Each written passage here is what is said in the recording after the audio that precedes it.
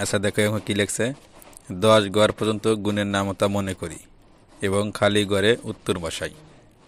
তো এখানে লেখা আছে গুণক, আর এখানে লেখা আছে কি গুণ, অর্থাৎ এই যে এই পাশে যে সংখ্যাগুলো আছে এই পাশের সংখ্যাগুলো আছে গুণ্য, এখানে গুণ্য আছে গুণ্য, আর এই পাশের সংখ্যাগুলো আছে গুণক, এখানে যে গুণক লেখা আছে গুণক।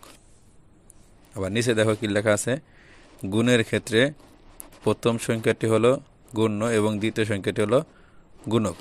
যখন আমরা কোনো সংখ্যা গুণন করি, যেমন 5 গুণন 6, 5 6 কত 30, তাহলে এখানে প্রথম সংখ্যা কোনটা, এই যেটা হচ্ছে গুণ্য, আর এই যে দ্বিতীয় সংখ্যা কোনটা, এটা হচ্ছে গুণক। এখানে প্রথম সংখ্যা কোনগুলো, এই যে এগুলো আছে প্রথম সংখ্যা, এগুলো হচ্ছে গুণ্য, আর এগুলো হচ্ছে দ্বিতীয় সংখ্যা, এগুলো হচ্ছে গুণক। এখন আমরা এই খালি ঘরে কিভাবে উত্তর বসাবো দেখো।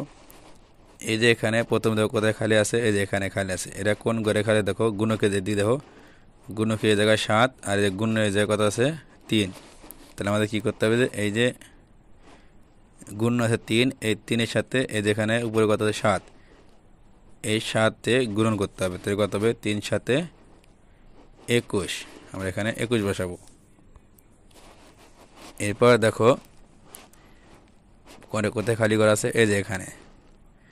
তাহলে এখানে যে খালি ঘর আছে এখানকার এদিক দেখো, এদিক যে ঘর আছে এদিক কত আছে 4, এখানকার গুণ্য কত আছে 4, আর এই খালি ঘরের উপরে দেখো গুণন কত আছে, গুণক আছে 2। তাহলে কি করতে হবে, আমাদের এই গুণ্যের সাথে এই গুণকের গুণ করতে হবে। তাহলে আমরা কীভাবে গুণ করবো, 4 2 8, আমরা এখানে 8 লিখবো। আমরা এইভাবে এই খালি ঘরগুলো পূরণ করব।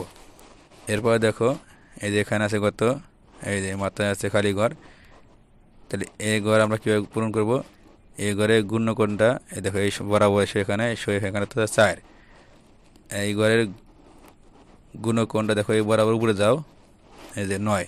তাহলে আমরা কী করবো, এই গুণের সাথে এই গুণকের গুণন করবো। তাই 4 9 কত হয় 36, আমরা এখানে 36 লিখবো। আমরা এইভাবে যে গড়টা খালি থাকবে সেই গড় বরাবর এদিকে গুণ্য দেখবো কত আছে, এরপরে গুণ দেবো কত আছে, সেই সাথে আমরা গুণের সাথে গুণকের গুণ করে যে সংখ্যাটা হবে সেই সংখ্যাটা আমরা এখানে বসাবো। তাহলে এরপরে দেখো এই যে এখানে খালি ঘর আছে, এই খালি ঘরে এই দেখো গুণ্য কত আছে 5, আর এখানে গুণ কত আছে 6। তাহলে কোন করো 5 6 30, আমরা এখানে 30 লিখবো। এরপর দেখো এই যে এখানে খালি ঘর, এখানকার গুণ্য কত 6, আর এখানে গুণ কত আছে 5, তাহলে এখানে 5 6 30, এখানে 30 হবে। এরপরে দেখো এই যে এখানে খালি ঘর, এখানে গুণ কত আছে 7, আর এখানে গুণ কত আছে এই যে 3, 3 7 21, আমরা এখানে 21 লিখব। এরপরে দেখো এখানে কোথায় খালি ঘর আছে, এই যে এখানকার গুণ কোনটা, এই যে 8, আর গুণ কোনটা দেখো এই যে 6, তাহলে কত হবে 6 8 48, আমরা এখানে 48 লিখব। এরপর দেখো এই যে খালি ঘর, এখানে গুণ কোনটা, এই যে 9, যেখানে খালি ঘর থাকবে সেই খালি ঘর বরাবর গুণের দিকে আসবে, এই যে গুণ সংখ্যার দিকে আসবে কত, এই সংখ্যার সাথে আবার গুণ কোনটা আছে উপরের দিকে যাবে, এই গুণের সাথে গুণ করবো। তাহলে এখানে কত হবে দেখো এই 9, আর এখানে আছে গুণ কত আছে 9, তাহলে 9 9 কত 81, আমরা এখানে 81 লিখব। এরপর দেখো এই যে খালি ঘর, এখানে গুণ কোনটা, এই যে 10, এখানে গুণ কোনটা, এই যে 8, তাহলে কত হবে 8 10 80, এখানে আমরা 80 লিখব। এভাবে আমরা এই খালি ঘরগুলো পূরণ করব।